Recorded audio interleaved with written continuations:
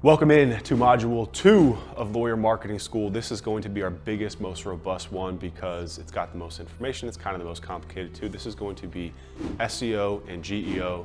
GEO is essentially a fancy way of saying AI search optimization, just like SEO is kind of low. That should encompass and embody all search engines. Google, Google Maps, ChatGPT, Perplexity, they all kind of fall under that umbrella. So that's what we're going to be going through in here. We're going to be talking about how to get found in AI search, in Google search, again, without the help of an agency. So what we have to start with is a little bit of understanding of what's happening with search right now, because it's changed so much and it continues to change almost on a daily basis. So let's say we take a query like this, we take the keyword car accident attorney, we type it into Google. Now this is gonna vary if you're desktop, mobile, depending on where you are. I'm in Miami, Florida, so you can see even though I don't put in the modifier here, there's no Miami put in here, but it still is going to localize it based on my location, right? That's important. What does that tell you? Well, it tells you that all of your keywords that you want to rank for, they're local keywords. Google's telling you that the intent behind that search is local, so it's going to localize it. Keep that in the back of your mind as we go through this, because that's an important little nugget. First thing that we see here are local service ads, aka LSAs. These are pay per action. So anytime somebody clicks on this, and again, this is desktop, these are usually mobile, but anytime somebody clicks on get phone number or message and they call or contact you, you pay Google a set price for that. It's not cost per click like Google Ads, which we'll talk about in a second. It's cost per call. This is a newer type of placement from Google in the past couple of years compared to Google Ads. A lot of you have done them before. A lot of you have either made a lot of money or failed with them. A lot of you made money and then started failing with them. They're very up and down. They're very hard to manipulate and control. Another thing that's important is you see the picture, you see the stars. This is tied to your Google business profile now, right? So this is actually tied to the Google business profile that we'll talk in a second. So this is a local specific ad format. These are only going to show up for certain types of queries. Now, we scroll down one more time and we get to the traditional sponsored listings, right? So Google PPC ads. And again, this is linear. I just took screenshots of this just so if you're scrolling, you can do it on your own computer and see this yourself. But then we get to the traditional PPC ads. Now these are Google ads, just like LSAs are both under the umbrella of Google ads now. But these are pay per click. So you go into the back end of Google Ads and you put in the keywords that you want and it will show you the associated cost per click. So every time somebody clicks on this, you're not paying per lead, you're paying per click. This query here is probably about 300 bucks. So one click here is about 300 bucks. Now, I love Google Ads. We do them for a lot of clients. The problem is just budget. It's really hard to keep up with the Joneses here because the cost per clicks are so high. You can get buried and you can get lost in the sauce pretty quickly if you don't have the budget to spend, but they do work very well because you're essentially just skipping the line for high value queries. Now we get to the first organic placement. This is what we call the Google Maps pack, right? Because it's got the maps listing here. Now, these are all Google business profiles. These are not websites. Yes, they are tied to, they're linked to a website, but they are not a website. This is a separate profile, almost like a Facebook page, if you will, that needs to be treated almost like a website, which we'll talk in depth about as we get through this training. This right here is SEO to me, period. This is the organic placement that you want to rank for. This right here, our data shows with all of our client accounts, over 50% of phone calls come from the Google Maps pack. Why? Well, number one, because of the prominence of it, how much space it takes up. That's number one.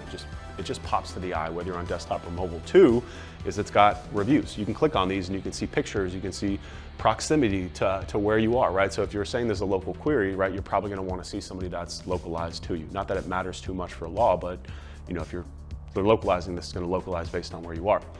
And again, these are almost like mini websites inside of themselves. You can see where they're open, they're just click to call. It's just a very clean listing. If you've ever searched for any home services stuff yourself, you're probably going straight here. It's the best placement. So this right here is a protected asset in Google, and it drives so much value that this, when we talk about SEO, this is technically local SEO, but this is really the focus of what we do because we're about that money. And this is where the money comes from, is ranking the Google Maps pack. So after you get through the Maps pack, then you start to get into the more traditional organic listings. So we've got these people also ask here, right? And then the first two, this is interesting, right? The first two listings here of organic, this would be like traditional SEO, Super Lawyers and Yelp.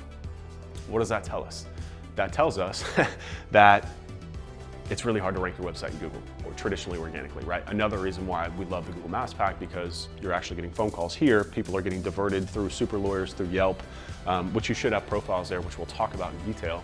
But it just goes to show you that, you know, one of the reasons why your SEO is probably not working if you're with an agency is because they're doing traditional SEO, right? They're really focused on getting you ranked down here, which they have to scroll past 2 sets of ads, past the maps pack, past people also ask, past super lawyers, past Yelp, all these different results here to actually find your website.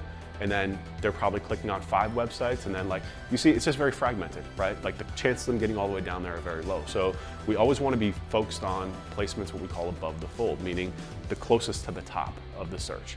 So ads and Google Maps pack, right? From an organic point of view, it's really Google Maps pack. Now, this is a part of the process. It's not like doing local SEO excludes you from doing traditional website SEO. It's still part of it, right? But we have a saying internally at our agency, we keep the main thing, right? We exist to not just get rankings, not get traffic, not get clicks, not even get leads really, because not all leads are created equal, as we know. We exist to clients, right? And the best way to get clients is ranking the Google Maps pack, period. End segment. What's also interesting too is that when we talk about like how many phone calls you can get, right? For this keyword right here, these people are probably getting anywhere from 50 to 100 phone calls a month from this placement. Like it's that powerful, right? And when you think about how much you'd have to pay for that with Google Ads, you're talking about, I don't know, 100 grand maybe off the top of the head, right? So really, really powerful if you can rank there. Now, the other big piece of this too is that it's not just about Google anymore. Now we have to take into account things like ChatGPT, Perplexity, Gemini, all these different search platforms now have their own AI rolled out into it, even Google as well. But ChatGPT is taking a massive, massive, massive market share. Like a lot of the numbers don't show up, but just ask yourself, like, do you use ChatGPT? The answer is yes, I know you do. So what's cool about ChatGPT is they even have the Maps pack rolled out in here, but these are not necessarily tied to the Google business profile, right? So this is actually for a dental search. Miami, like, I think this is like Invisalign, right? This is a Yelp page here. This one over here is a Google business profile. So you can start to see that like it's the same, but it's a little bit different. And that's what we're gonna focus on here. We're gonna talk about really modernizing your approach to SEO. We're gonna talk about how we can factor in GEO, maps, SEO, and what's really cool about it too is that when we talk about how this works, you gotta picture like 2 concentric circles, right? Where like SEO and GEO are 2, and then there's an overlap. It's about 80% overlap with the stuff. But we're gonna talk about the nuances. We're gonna talk about how to attack to make sure, like, if you're already doing SEO, you might as well be doing GEO. And this is very powerful stuff too, very, very powerful stuff. So that's what we're gonna focus on here inside of this training here. But before we do that, I wanna talk about the 4 pillars of SEO and GEO, because again, a lot of you are here, maybe you don't have much context for SEO, so I want to kind of strip it down to the studs and just give you some baseline information and understanding. So when I do consults with lawyers all the time, I talk about the 4 buckets. The 4 buckets of SEO and GEO: findability, local prominence, content authority, links and mentions, right? And this has been adjusted a little bit to match GEO, but this is also, you know, when I used to just do SEO 15 years ago, it was technical, local, content, and links, right?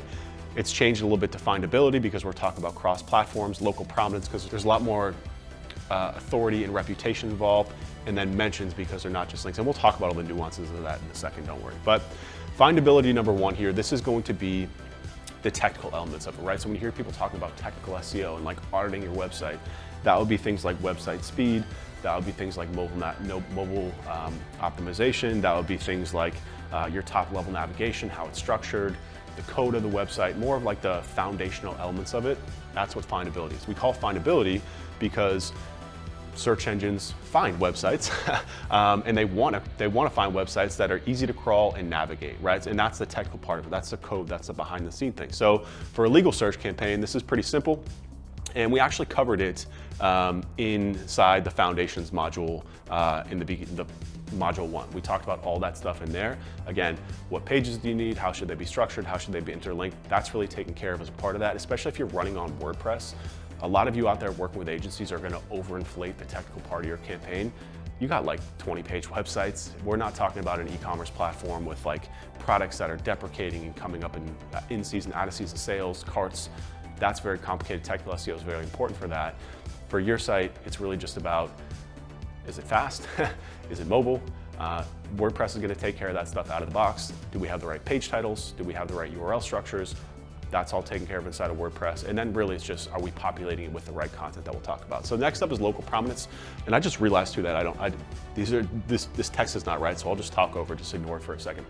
But local prominence is going to be your Google business profile. It's going to be things like Yelp, Avvo, FindLaw.